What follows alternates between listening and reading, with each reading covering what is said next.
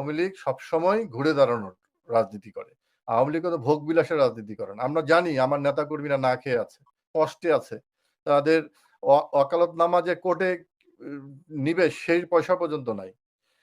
এরকম নিদারুণ কষ্টের মধ্যে আছে। কিন্তু আওয়ামী লীগ আবার ঘুরে দাঁড়াবে। কারণ আওয়ামী লীগের মধ্যে দেশপ্রেম আছে। এবং আওয়ামী লীগ দেশরত্ন শেখ হাসিনার নেতৃত্বে ঐক্যবদ্ধ আছে। শুধু আওয়ামী লীগ ঐক্যবদ্ধ না, সমগ্র দেশবাসী শেখ হাসিনার নেতৃত্বে ঐক্যবদ্ধ আছে। শেখ হাসিনার নাম শুনলেই বর্তমান দখলদার বাহিনী সেজন্য ভয় পায়। তার নাম লিখতে দেয় না। আওয়ামী লীগের নাম পত্রিকা লিখতে দেয় না, আপনাকে উচ্চারণ করতে দেয় না। কারণটা কি? জয় বাংলা কথা মুছে দেওয়া হচ্ছে। কেন? কারণ এগুলোর প্রতি তাদের ভীতি আছে। কারণ এগুলোর এই আওয়ামী লীগ, শেখ হাসিনা, বঙ্গবন্ধু, জয় বাংলার প্রতি মানুষের ভালোবাসা আছে। একইভাবে ৭৫ পরে যে মেলাইন করার চেষ্টা করা হয়েছে আওয়ামী লীগকে, একইভাবে আজকে ৭৫ পরে আওয়ামী লীগকে, প্রধানমন্ত্রীর পরিবারকে, আওয়ামী লীগকে আজকে মেলাইন করার চেষ্টা করা হচ্ছে এবং তাদেরকে বিভক্ত করার চেষ্টা হচ্ছে। এটা ৭৫ পরে একই ঘটনা ঘটানো হয়েছে। আওয়ামী লীগ যে নির্বাচনে যে না থাকে সে নির্বাচন কখনোই গ্রহণযোগ্যতা পাবে না।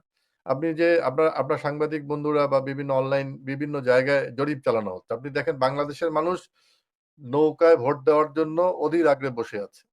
যদি অবাধ নিরপেক্ষ নির্বাচন হয় বাংলাদেশে 50% এর উপরে মানুষ নৌকায় ভোট দিবে। কারণ এই যে এটা তারা বুঝতে পেরেছে বলেই আওয়ামী লীগকে নির্বাচনের বাইরে রাখার একটা চেষ্টা চলে। আওয়ামী লীগের রাজনীতির নির্বাচন না। তারা তো রাজনীতির বাইরে রাখে। আপনি আওয়ামী লীগের কথা বলতে পারেন না। কোন পত্রিকায় বঙ্গবন্ধু বিজয় দিবসে বিজয়ের মহানায়কের নাম লিখতে পারে নাই কোন পত্রিকা। জয় বাংলা।